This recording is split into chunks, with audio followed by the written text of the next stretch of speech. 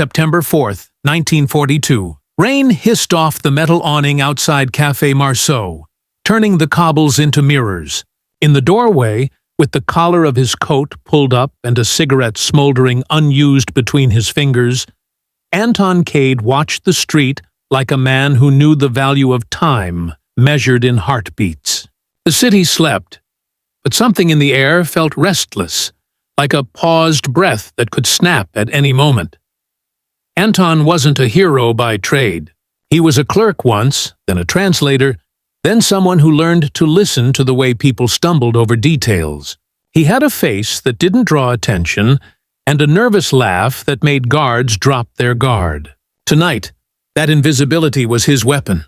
He had a note folded inside his pocket, a string of letters that looked meaningless unless you knew how to look. And if he was right, those letters were the key to stopping a raid that could change a front. Across the street, a delivery cart rattled past. A lamplighter moved slowly, pausing to stoke a lamp with a practiced hand. People shifted in their beds, unaware how close danger sometimes comes dressed in the ordinary. Anton thumbed the paper in his pocket. He had intercepted a coded message 3 nights ago. A small packet dropped into an unwatched mailbox. It read like nonsense on the surface, but Anton had spent days turning it over in his head, mapping patterns, listening for clues in the syntax. He'd felt the hum of something urgent under the text, an urgency no one else seemed to hear. If he was wrong, a ruinous attack might go unchallenged. If he was right, entire supply lines, troop movements, and the lives that depended on them could be altered. He took one long breath, feeling the cold rain in his lungs, and stood up. The city's lights blurred behind him, the wet cobbles sparking like a field of tiny alarms. Anton put out the cigarette without lighting it, folded his hands into his coat, and walked toward the rendezvous point. Time was a thin wire tonight. On it hung more than his life, perhaps the fate of thousands. 3 nights earlier, Anton had been sitting in the back room of a cramped apartment above a bakery that smelled permanently of yeast and smoke. The radio hummed softly beside him, its frequency dial trembling with static.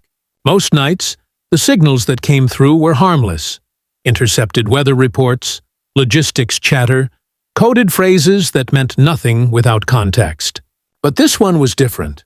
The rhythm of the transmission caught his ear. Too consistent, too deliberate. He had leaned closer, scribbling furiously in the margins of his notebook, copying every fragment as the signal repeated itself. Letter by letter. Pause by pause. Then it stopped. The room fell silent except for the faint ticking of the wall clock and the slow, rhythmic thud of rain on the window. He stared at the half-filled page.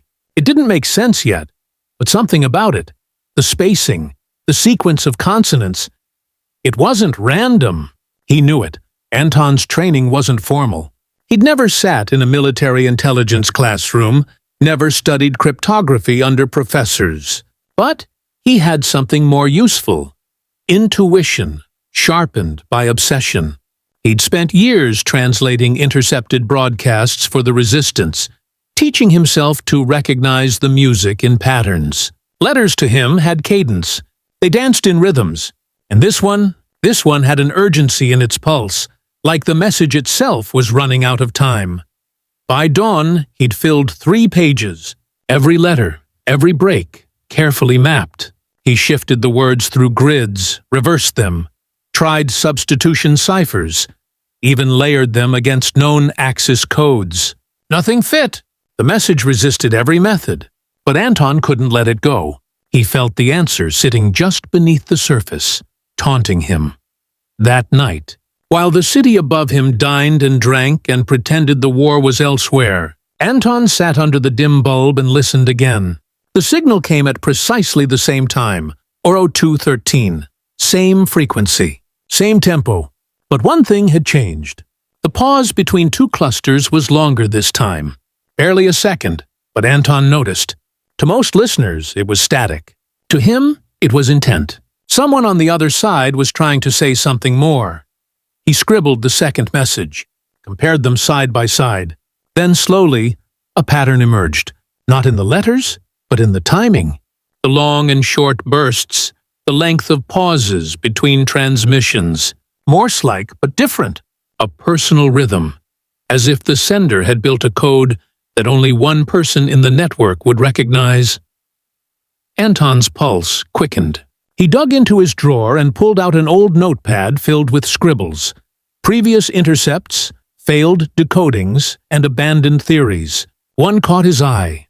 A note from months ago about an experimental cipher method the Germans had been rumored to use. It was based on the cadence of speech patterns, not letter substitution. The idea had been dismissed as impractical. But what if it wasn't? He began again, this time mapping the pauses as beats, assigning numbers to every delay, translating those numbers into letters based on frequency rather than position. Slowly, painfully, words began to take shape. Then one phrase snapped into focus. Phase Morgenrot. Schedule moved forward. His stomach turned cold. Morgenrot, Red Dawn. A code name he'd seen in another intercepted file months ago, linked to Axis supply lines and a potential offensive aimed at Allied convoys in the Channel. If the schedule had been moved forward, then an attack was imminent. He looked up at the cracked ceiling. The bakery's oven roared below, filling the room with warmth that didn't reach his skin. For a moment, Anton just sat there, the decoded phrase trembling in his hand. He'd stumbled onto something catastrophic, and the clock was already ticking. But he couldn't just send it up the chain. His handler, codenamed Marble, was cautious to a fault. Without proof, she wouldn't risk exposure by reporting an unverified intercept. That meant Anton had to find the full message. Decode it completely. Only then would anyone believe him. He turned the radio back on. The static flared like distant thunder. Somewhere out there, another operator was preparing to send the next fragment. Anton leaned in, pencil hovering, exhaustion forgotten. The night had never felt so awake. By the second night, Anton's apartment looked like the inside of a storm. Papers scattered across the floor, coffee stains marking time as clearly as the ticks of the clock. Strings of letters covered every inch of his walls, chalked, circled, connected with frantic lines. The longer he worked, the less the code looked like language, and the more it resembled a living thing, twisting and shifting under his gaze. Outside, Paris murmured its uneasy sleep. Curfews had turned nights into empty echoes. German trucks rattled past on cobblestone streets, their lights dimmed, engines low and deliberate. Anton barely noticed. He was living in another rhythm now, one defined by transmission times and pulse patterns. At precisely 02.13 again, the signal came. The same mechanical pulse, tapping into the air like a heartbeat. Anton closed his eyes as he listened. The sound was harsh, uneven, almost human. A cough of static, a beat, a break. Then it repeated. Each time, his pencil moved in instinctive patterns, drawing symbols faster than thought. The sound of the code had become language in his head. Not letters or words, but intent. He compared it to the last intercept. The pauses were different again. This time, two of them were nearly imperceptible, so short that most operators would never have noticed. But Anton heard them. He wrote them down, careful not to breathe too loudly. Then, slowly, the structure revealed itself. The code wasn't linear, it was recursive. Every transmission referred back to the last one. A looping pattern designed to appear meaningless unless you had all the previous messages. Whoever created it was a genius, and now Anton was trapped inside their design. Hours passed. The lamplight flickered. His coffee went cold. He flipped between notebooks, scouring earlier pages, hunting for the rhythm that would unlock the final layer. He mumbled under his breath, reading sequences aloud like prayers. Short, long, long, short, short. Long pause. The rhythm was too deliberate to be random. Then something strange occurred to him. The operator's pauses weren't mechanical. They were hesitant. The signal felt alive, uncertain, like someone out there was afraid. Anton stopped writing. What if the sender wasn't an enemy at all? What if this code was meant to be intercepted? He leaned closer, his pulse rising. He adjusted the tuning knob ever so slightly, listening for background noise, anything that could tell him more. And there it was. Beneath the rhythm, faint and almost inaudible, was a second layer, a whisper of tonal shifts, barely above static. He ran to his desk and connected a second receiver, isolating the frequency, looping it back through a filter. The noise cleared just enough for him to make out faint fragments. Not words, but a tone modulation that carried meaning. Someone had layered a hidden cipher within the pauses. Anton worked feverishly. His pencil scratched the paper until the wood splintered. His hand cramped, but he didn't stop. By dawn, the message lay bare on his desk. Phase Morgenrot to begin 0600. Convoys west of Cherbourg targeted. Disguised as neutral, his breath caught. That wasn't just a tactical update. That was treachery. The Axis planned to disguise their strike under the flag of a neutral convoy. If the Allies attacked first, believing it to be a trap, it would start a diplomatic crisis that could fracture alliances overnight. He slumped back in his chair, heart pounding. He'd found it. The message no one else could see, the one buried under layers of misdirection. But there was no time to celebrate. The raid was set to begin in less than 30 hours, and Anton still had to deliver the proof. He stuffed the notes into his satchel, every page numbered and marked. The street outside was gray and cold. Dawn had turned the sky into a dull smear. He paused by the window and saw his own reflection. Pale, exhausted, unshaven. But his eyes were alive. He couldn't trust a telegraph or a courier. Too risky. He'd have to go in person. His handler, Marble, kept a safe house across the river.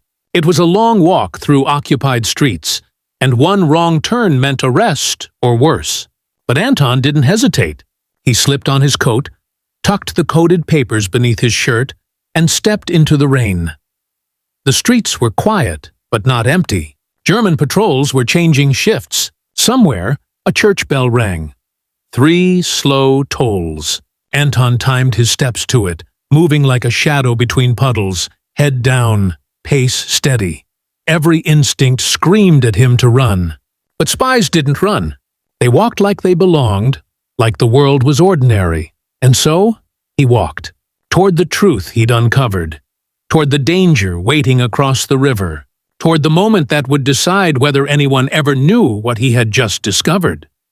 The river split the city like a wound, black, silent, and watched.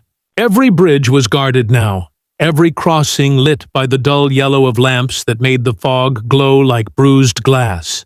Anton knew the patterns of the patrols by heart, but tonight he would need more than memory. He would need nerve. He moved through the narrow lanes behind the market district, his shoes whispering against the slick cobblestones. The satchel beneath his coat pressed against his ribs, each page inside worth more than his life. The rain had stopped, leaving the air heavy and metallic. Somewhere, a dog barked once, then fell quiet. Marble's safe house lay on the other side of the Seine, hidden behind an abandoned tailor's shop. To get there, Anton had to cross the Pont de l'Alma, short, exposed, and manned by 2 guards who didn't miss much. The resistance had warned him, "If you're caught, burn the papers before they burn you." He reached the mouth of the alley and stopped. The bridge stretched ahead, mist curling off the surface of the river. The lamps flickered, creating brief gaps of shadow. 2 soldiers paced slowly, rifles slung, cigarettes glowing faintly red in the fog. Anton waited, counting their rhythm. Step, turn, drag of a cigarette, exhale. 5 seconds. Then again, he timed his move with a passing truck, its engine rumbling as it approached the bridge. As the headlights swept across the guards, Anton stepped out of the alley and walked calmly into the light, matching the stride of a worker heading home late. His collar was turned up, cap pulled low. He carried himself with the weary ease of a man who belonged. The first guard barely glanced at him. The second one did. His eyes lingered a moment too long. Anton felt the heat of it on his back, that sharp, cold prickle of suspicion. But he didn't falter. The key to invisibility wasn't disguise, it was conviction. People noticed fear before faces. He reached the midpoint of the bridge. The truck roared past him, splashing muddy water across his coat. Anton resisted the urge to flinch. The guard's boots scraped behind him, one step closer, then two. Then a voice. "Halt!" Anton froze. He turned slowly, heart steady. The guard squinted through the fog. "Papers," the man said. Anton fumbled just enough to seem human, pulling a folded set of forged documents from his inner pocket. The guard took them, shining a small flashlight across the page. His brow furrowed. He looked back up. "What business in the North Sector?" Anton met his eyes. "Bakery delivery?" he said softly, his accent slightly provincial, enough to disarm but not enough to offend. He nodded toward the satchel. "Sugar rations for the officer's mess." "I'm already late," the guard grunted, still suspicious, but disinterest won out over diligence. He handed the papers back, waved him off. Anton exhaled slowly, a soundless breath that fogged the air. He walked the rest of the way without looking back. When he stepped off the bridge, the city seemed to exhale with him. The fog thickened, hiding him from the lamps behind. He ducked into a side street, taking 2 quick turns until the sound of boots faded completely. The safe house was close now. A narrow building with shuttered windows and a sign that still read Tailleur, Mercier, though no tailor had worked there in years. Anton knocked once, twice, then once more. The signal. Inside, footsteps. A bolt slid. The door opened a crack, revealing a woman in her 40s with sharp eyes and a face that hadn't smiled in months. "Marble. You're late," she said flatly. Anton slipped inside. "I'm alive," he replied. Marble closed the door and locked it again. The room was dim, the only light coming from a single candle on a table cluttered with maps, ledgers, and coded notes. A typewriter sat silent beside a stack of blank paper. Anton laid his satchel on the table and opened it. The coded intercept spilled out, edges damp from the rain. Marble watched him, her eyes narrowing as she scanned the pages. "You decoded all this?" "Yes, it's Morgenroth. The operations moved up. They're going to hit the convoys near Cherbourg, disguised as neutrals. It'll look like an Allied attack if no one stops them." Marble's expression didn't change, but the tension in her shoulders did. She leaned over the pages, tracing one finger along the letters as if to feel their weight. "You're sure?" Anton nodded. "Positive. I've checked it twice, maybe 3 times. She sat back, staring at him in silence for a moment. "You understand what you've done?" He nodded again, quietly. "If I'm wrong, it's nothing. If I'm right, we can stop a disaster." Marble's gaze softened slightly. She reached for her coat, pulling it on. "Then we don't wait. We send this straight to London." Anton hesitated. "Transmission lines compromised. They'll intercept the radio." Marble looked up, her eyes sharp again. "Then we use the old way." She reached under the table, pulling out a small metal canister. Inside was a roll of microfilm, no bigger than a coin. She began photographing Anton's decoded sheets one by one, hands steady despite the urgency. "Go home," she said when she finished. "Sleep if you can. You've done enough." Anton stood by the window, staring out at the fog. "When do we send it?" Marble smiled faintly. The ghost of one, really. "At dawn, before the city wakes," and as the candle burned lower, the 2 of them worked in silence, a clerk and a handler racing against time with nothing but courage, ink, and faith that someone, somewhere, would be listening. The first light of dawn crept across the rooftops, gray and thin, washing the city in silence. The occupation always looked most peaceful right before it woke. as if the streets themselves were holding their breath, pretending there wasn't a war. In the back room of the tailor shop, Marble moved like she'd done this 100 times. She rolled the typewriter aside and uncovered a wooden crate beneath it. Inside sat a compact radio set, British-made, disguised as a sewing machine case. The dials were worn smooth, the paint chipped, but it still worked. Anton stood by the window, listening for engines or boots. The air outside was still, the kind of stillness that made you nervous. Marble clipped a pair of headphones over her ears, twisted the tuning knob, and listened to the hiss of static fill the room. Her eyes flicked over a sheet of handwritten frequencies taped to the table. London would be listening on 7.12 megacycles between 05er and 0510. It was 0503. "Let's make it quick," she said, nodding toward the coded message she'd prepared. Anton stepped closer. "What if they're monitoring this side of the river?" "They're always monitoring," she said. "We just have to talk faster than they can find us." The radio's filament glowed orange. The hum rose. Marble pressed the key. The clatter of Morse code filled the room. Sharp, rhythmic, like the ticking of a nervous heart. Anton watched the candle tremble beside her hand. Each dot and dash carried a piece of what he'd discovered. The new Axis supply routes, the disguised cargo ships, the date and hour the attack would launch. In those bursts of code were lives, sailors, merchants, towns that didn't yet know what was coming. Halfway through the transmission, Marble paused. Her head tilted slightly. "They're scanning," she whispered. Anton froze. "Direction finding?" She nodded. "We've got maybe 90 seconds before they triangulate." The key rattled again, faster now. The rhythm was urgent, almost frantic. Anton's palms were slick. He wanted to pace but didn't dare move. The smallest vibration could throw the radio's connection off. At 5:07, the hum spiked. Marble stopped transmitting and ripped the headset off. "They've got us. Already?" "Truck in the south sector. German signal unit." She stood, motioning toward the back door. "We have to go." Anton snatched the papers from the table, shoving them into the satchel. The candle fell, guttering out as they moved. The room went dark except for the faint orange glow of the radio tube. They slipped through the rear corridor, emerging into a narrow alley lined with trash bins and dripping gutters. The cold air hit like a slap.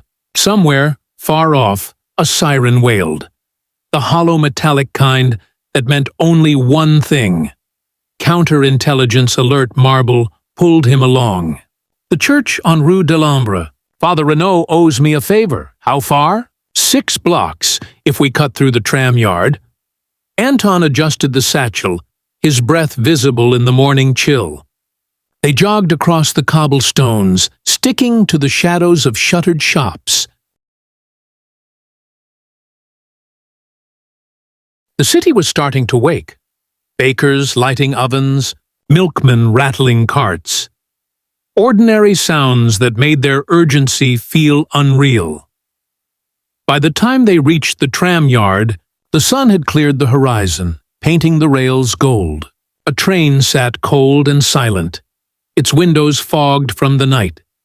"Keep your head down," Marble whispered.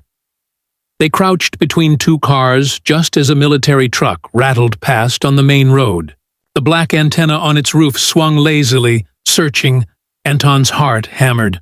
He could hear the muffled chatter of German voices, the slam of doors, the bark of a dog. For a long moment, neither of them moved. Then the truck turned the corner and disappeared. They waited 30 seconds more. Then Marble exhaled and stood. "Come on, we're not safe yet." The church loomed ahead, gray stone streaked with soot, its bell tower lost in fog. Marble led him to a side door, knocked 3 times in a slow rhythm. The door opened a crack. A priest's face appeared, pale and wary. "Father Renaud," she whispered. His eyes widened in recognition. He opened the door fully and motioned them inside. The church was cold, the air thick with incense and dust. Anton's footsteps echoed off the stone floor. Renault led them through the nave, past rows of empty pews, to a confessional booth at the back. He lifted the curtain and revealed a hidden staircase descending into the crypt. "Stay as long as you need," the priest said quietly. "They won't search a church during morning mass." Marble nodded. "Bless you, Father." They descended the steps. The crypt smelled of damp earth and candle wax. At the far end, an alcove held a small table, 2 chairs, and a stack of blankets, the Resistance's version of hospitality. Anton sank into a chair, the weight of the night catching up to him. His hands trembled as he unbuttoned his coat. Marble checked her watch. 05:45. London got enough to decode the key. "They'll confirm by noon." Anton looked up. "So it's done?" "Not yet," she said. "But they'll move. They always do." For the first time since the night began, Anton allowed himself to breathe. The silence of the crypt pressed against his ears. No gunfire, no engines, just the faint hum of the world continuing above them. He leaned back, staring at the low ceiling. "Do you ever stop thinking about what happens if we fail?" Marble smiled faintly. "No, that's why we don't." The candle between them flickered, the flame bending as if listening. Outside, the bells of the city began to ring, calling people to prayer, to work, to ordinary life. None of them would ever know that, somewhere beneath their feet, 2 strangers had just changed the course of the war. At 11:42 that morning, a steady drizzle hung over London. The city was grey in every direction, the kind of day where even the pigeons looked tired. Deep inside a nondescript building on Baker Street, the hum of radio machines filled the air. A dozen operators bent over their sets, headphones pressed tight, fingers moving over keys with mechanical precision. The room smelled faintly of oil, tobacco, and nerves. At one desk sat a young woman with sharp cheekbones and hair pulled back in a tight bun. Her name was Evelyn Crane, code officer for Section F. She'd been at her post since dawn, half listening to a dozen frequencies, when a faint, broken transmission had come through just after 5 a.m. Too brief, too distorted to verify. But now, hours later, the deciphering teams were calling her name. "Crane! That French line, we've got partial translation." Evelyn set her cup of tea aside and hurried over. The decoding machine clattered as paper tape spilled out, each hole a fragment of language being reborn. The supervising analyst, a man with ink-stained fingers, handed her the transcript. She read it once, then again. Operation Morgenrot. Axis convoy disguised under neutral registry. Strike planned west of Cherbourg. Intercept required to prevent Allied engagement. Her throat went dry. "Is it confirmed?" The analyst nodded. "Source matches one of our old Paris transmitters. Call sign May R42. Marble," Evelyn whispered. She turned toward the duty officer. "Get this to command. Immediately." Within minutes, the corridor outside was alive with motion. Footsteps, voices, the slam of doors. The message moved from the decoding room to the intelligence division, then up the narrow staircase to a small, smoke-filled office where Major Colin Havers, head of Continental Signals, read it in silence. His face barely moved, but his eyes sharpened. "Get the Admiralty on the line. Tell them to delay all naval convoys west of Normandy until further notice."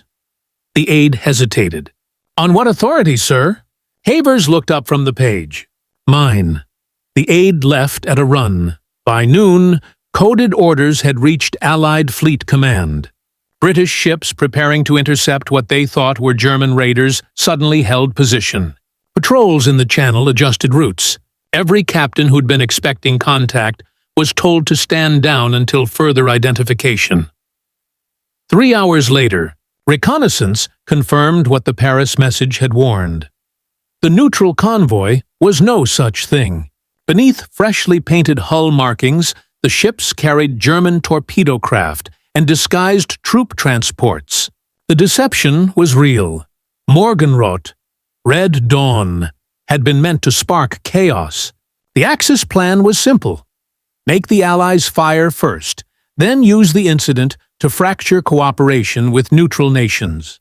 One mistaken attack, one photograph in the newspapers, and weeks of careful diplomacy could crumble overnight. But thanks to one cracked code and 2 ghosts in a tailor's shop, the plan died before it began. Back in London, Major Havers stood at the window, rain streaking down the glass. "Whoever sent that message," he said quietly, "just saved a lot of men." Evelyn nodded, still clutching the decoded paper. "Should I reply on the same frequency?" He shook his head. "No, too dangerous. They'll be hunted now." He took the page from her and read it again, as if memorizing every letter. Then he folded it carefully and slipped it into an envelope marked "Eyes Only." "File it under Phantom Transmissions," he said. She gave a small, puzzled smile.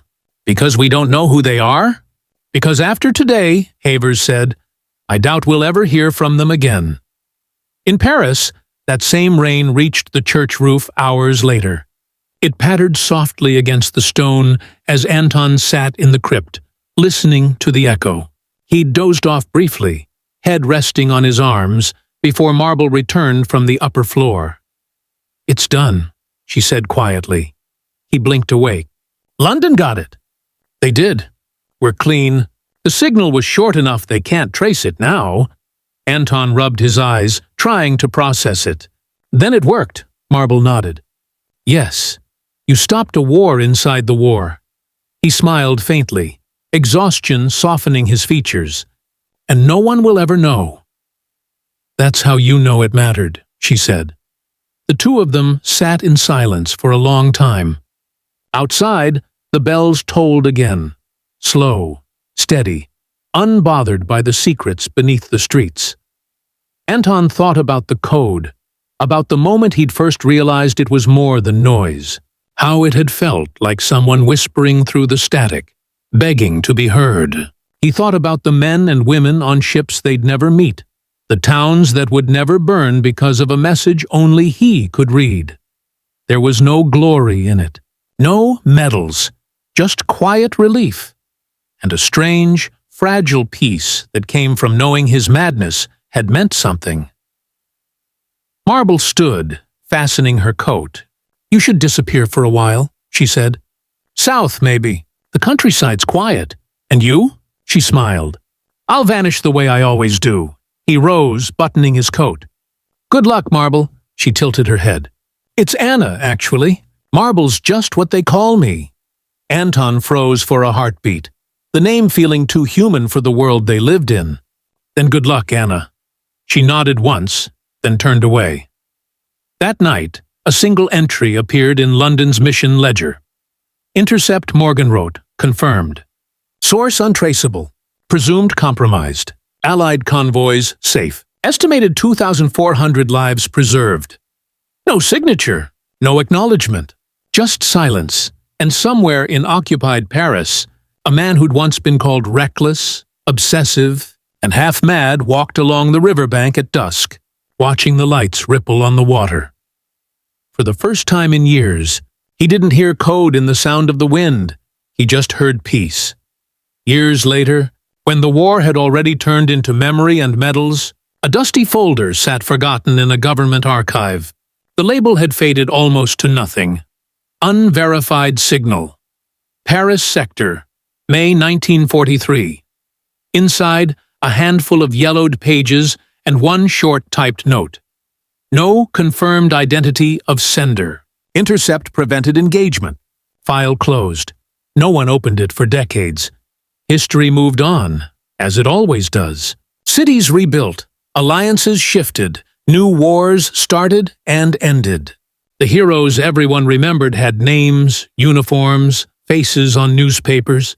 The ghosts, the ones who worked in silence, stayed ghosts. Somewhere in Normandy, not far from the beaches that would later make history, an old man once visited a small coastal village. He came by train, walked with a cane, and spent an afternoon staring out at the sea. The locals remembered him only as a polite stranger with sad eyes and a soft voice. He asked if the harbor had ever seen fighting. When they told him no, that their port had always been spared, he simply nodded and smiled. That was Anton. No rank, no records, just a man who had once heard meaning in noise and saved 1,000 lives no one would ever count. He lived quietly after the war, teaching, repairing radios, and growing roses on a balcony that overlooked the river. He never spoke of codes or transmitters again, but every evening, when the light hit the rooftops just right, he'd switch on his old receiver and listen to the static. Sometimes he smiled, as if still waiting for a signal only he could hear. And maybe he was, because history isn't written only by those who speak the loudest. It's also carried by those whose voices never made it onto the page.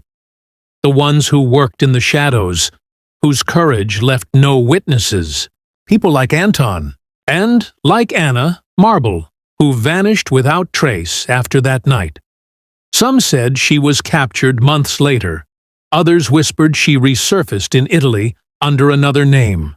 No one ever knew for sure. But somewhere in the archives of London, among the thousands of signals and ciphers, her call sign still exists. Mar 42.